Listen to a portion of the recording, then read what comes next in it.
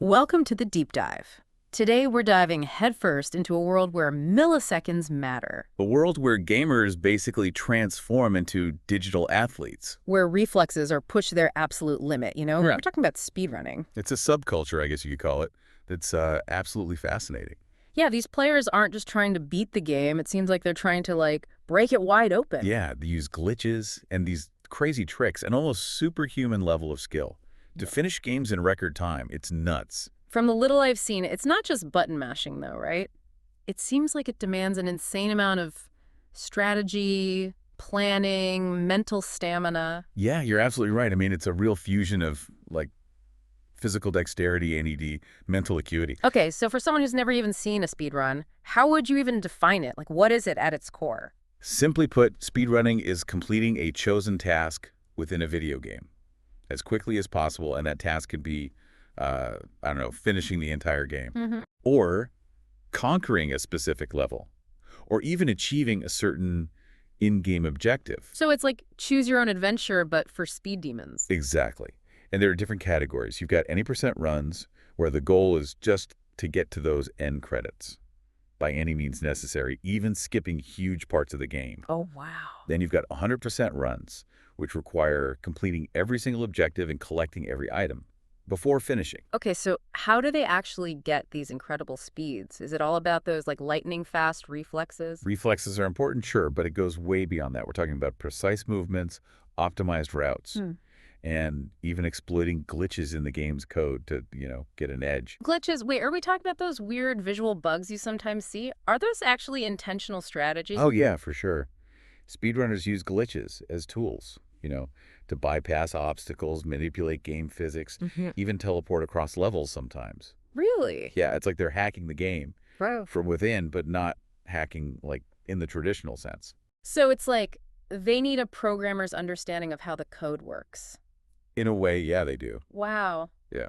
Is there actually scientific evidence that suggests that their brains are different from the average gamer? Well, research suggests that speedrunners develop really highly automated cognitive systems, meaning their brains process information and make decisions much faster than the average person. Really? So it's not just about having fast fingers, it's like their brains are on another level. Yeah. I mean, take Mitch Fowler. He holds the world record for Super Mario Bros. 3, right? Researchers found his movements were so ingrained, like in his motor cortex, that he was reacting almost before he was consciously aware of it. Whoa, so his brain's almost predicting what's going to happen before it actually does. Exactly. It's a type of non-declarative memory, skills, habits, conditioning. Think of how a musician just plays without thinking about every note. Yeah, yeah. Their fingers just know where to go. So it's like they're training their brain to respond in a very specific way. I mean, it's not just raw talent. But then what about the mental game? Because I imagine the pressure to perform must be immense, especially when they're going for a world record. Oh, absolutely. It's a huge part of it. It's a unique kind of competition, I think, because they're not just competing against other players, they're also competing against their own past performances and the random nature of the game itself. So it's a constant battle to beat their personal best, but also battling the game's, randomness and unpredictability. Exactly. That sounds so stressful. How do they even cope with that? Well, they have to build up a lot of mental resilience and learn how to manage pressure really effectively. Remember those splits we talked about earlier? Those time markers during a run? Those can really add to the mental burden because runners are constantly comparing their current time to their best. Ah, okay. So splits are like mini checkpoints to track their progress. Precisely. And that constant self-evaluation must be nerve-wracking. Oh, big time. Because even if they're ahead early on, one small slip-up can totally derail the whole attempt. They need to stay laser-focused, sometimes for hours on end. Hours. Some of these speedruns are like marathons for the mind. How do they stay focused and energized for that long? That's where mental endurance comes in as a huge factor. One speedrunner, Phil, told us that during a 5-hour Majora's Mask run, he starts to feel mentally drained by hour 3 or 4. I can imagine. I mean, I don't know how they maintain that level of focus. What strategies do they use to combat fatigue and stay in the zone? Well, different things work for different people. Some talk to their audience on Twitch, to distract themselves from overthinking. Others take micro breaks to kind of reset their focus. It's almost like they're tricking their brains into staying relaxed while their fingers are doing all the work. Yeah, kind of. But then there's another opponent that every speedrunner has to face. Oh, besides themselves, I mean. The game itself. What do you mean by that? Well, even with, like, flawless execution, there were still random elements. Enemy behavior, item drops, that kind of thing. It can completely mess up their plans. Oh, right. So they're not just battling their own limitations, they're battling the randomness that's built into the game. Exactly. Imagine practicing a perfect run hundreds of times, and then it gets ruined by something completely out of your control. So they have to be adaptable, Oh, for sure. resourceful, think on their feet. Speedrunners are masters of improvisation, that's for sure. But, we've only scratched the surface here. All this talk of individual skill, we haven't even touched on what might be the most fascinating aspect of speedrunning. Okay, what's that? The community. The community. Yeah, that's actually what surprised me the most when I started looking into speedrunning. You'd think something so focused on, like, individual performance would be super solitary, right? Right, yeah. But it turns out the speedrunning community is, like, incredibly collaborative. All the clips I've seen online are like solo players, laser focus, How does that collaboration actually work? It's all about sharing knowledge, really. I mean, these speedrunners are always searching for new strategies, glitches, shortcuts, whatever they can find. And they're really open about sharing all these discoveries. Like, it's not about keeping secrets to get ahead. It's about working together to, like, push the boundaries of what's possible within these games. So it's less like a cutthroat competition and more like, I don't know, like a giant think tank. Yeah, that's a good way to put it. They're like a collective. Digital explorers mapping the uncharted territories of the game, constantly refining the best routes and techniques. What role does a community play in helping individual runners achieve those insane feats then? Imagine you're stuck on, like, a really hard part of a game, right? Yeah. Instead of struggling for hours, you can just tap into this collective wisdom. There are forums, Discord servers, Twitch streams, everything, where people share tips, strategies. They even give live feedback on runs. Wow. Yeah, So it's like having this global network of coaches and mentors helping you improve. exactly. And it's not just about, sharing knowledge either. They offer emotional support, Yeah. encouragement. They really celebrate each other's successes. Like, it's a community that truly gets it, that challenges A&D, the triumphs of speedrunning. So this intense focus on like personal achievement actually ends up creating this strong bond. Absolutely. I mean, they're all united by this shared passion for pushing limits, right? And that creates a sense of camaraderie that you just don't see in a lot of other competitive scenes. It's funny how something that seems so solo on the surface can be so community driven. Totally. It really challenges the whole idea of, like, gaming being an isolating thing.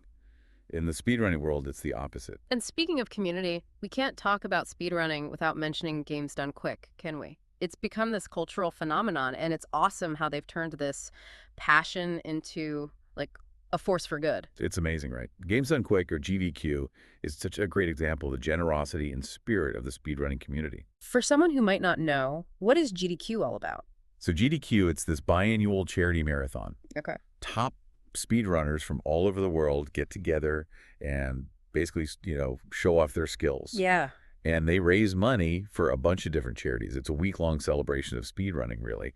Players push themselves to the limit, and then viewers from all over, they tune in, they donate. It's really cool. It sounds like a giant party, but with a purpose. Totally. And they've raised a crazy amount of money. I mean, as of May 2021, GDQ has raised over $31 million.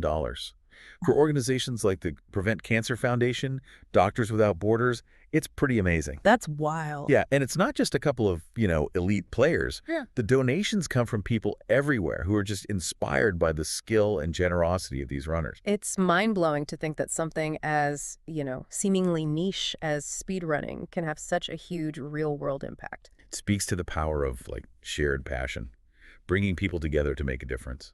It really makes you wonder if there's a link, right, between that collaborative nature and this, like, pro-social behavior. It's like, a rising tide lifts all boats.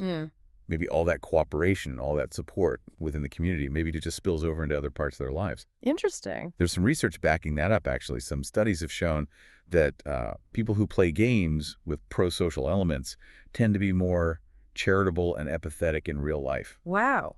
So these virtual worlds can actually have a real world impact. It seems like it, yeah. It challenges the old stereotype of gamers being, isolated and antisocial. Absolutely. But let's maybe shift gears a bit and talk about the psychology of all this. What can we learn from these people who are so dedicated to pushing their limits? Ah, yes. The psychology of speedrunning. Now, this is where things get really interesting.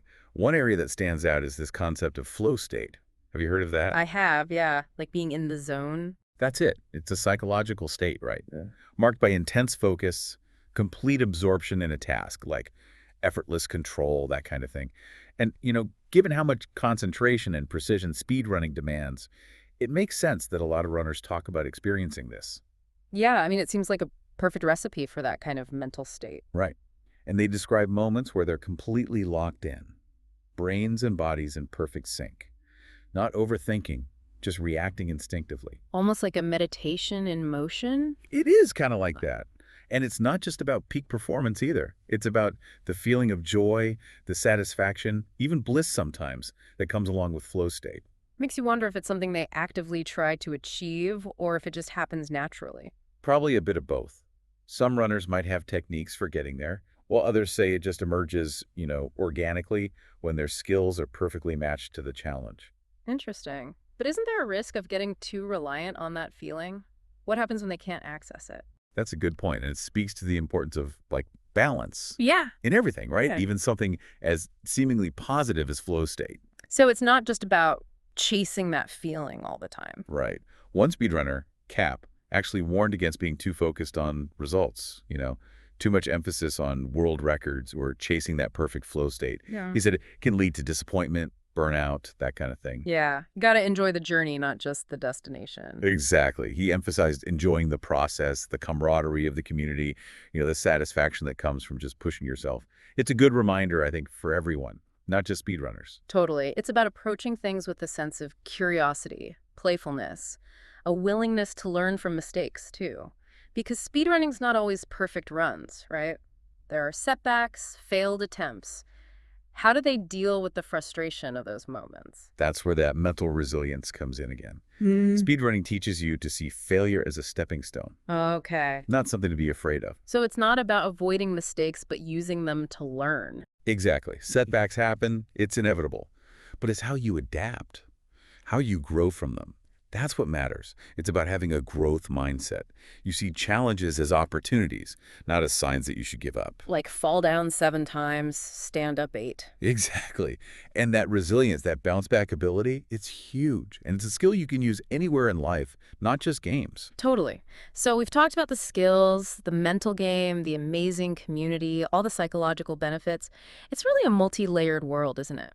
So much more than just playing games fast. It really is. And there's one last piece of the puzzle, I think, that's key to understanding what speedrunning's all about. Oh, okay. I'm all ears. It's about zooming out, seeing the bigger picture. Like, why should someone who's never even watched a speedrun care about any of this?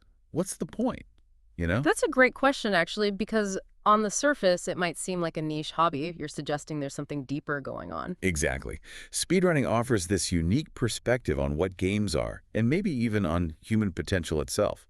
Okay, now I'm really intrigued. Let's get into that. It's like they're saying, hey, this is how you're supposed to play the game. But speedrunners are like, nah, we're going to find a different way. They're rewriting the rules in a way. Exactly. It takes a lot of creativity, a lot of problem solving, a deep understanding of, the game's mechanics. It sounds like a skill that could be useful outside of gaming, too. Oh, absolutely. Right. Thinking outside the box, not being afraid to challenge assumptions. Those are valuable skills anywhere. And then there's the whole resilience thing we talked about. Right.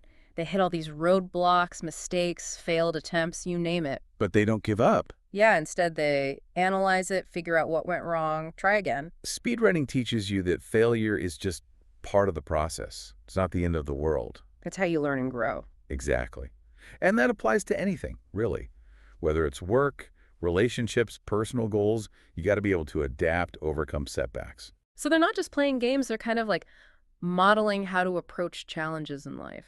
You could say that. They're pushing boundaries, redefining what's possible. And in doing so, they might inspire others to do the same in their own ways. That's a pretty powerful message. Yeah, right. I mean, the pursuit of excellence, it's not just about the end goal. It's about the journey, the dedication, all the ups and downs. Community, too. Yeah, having people around you who understand and support what you're doing. I've got to say, after learning all this, I'm pretty blown away. Speedrunning is way more than I ever realized. It's a whole world unto itself, full of passion, skill, and a lot of heart. And to our listener, we hope this deep dive has inspired you to, push your own boundaries. Maybe check out some speedruns online, see what it's all about. You might even be inspired to give it a shot yourself. You never know. Until next time, keep exploring, keep pushing those limits, and hey, maybe we'll see you on the leaderboards. Mm-hmm. Mm-hmm. Maybe.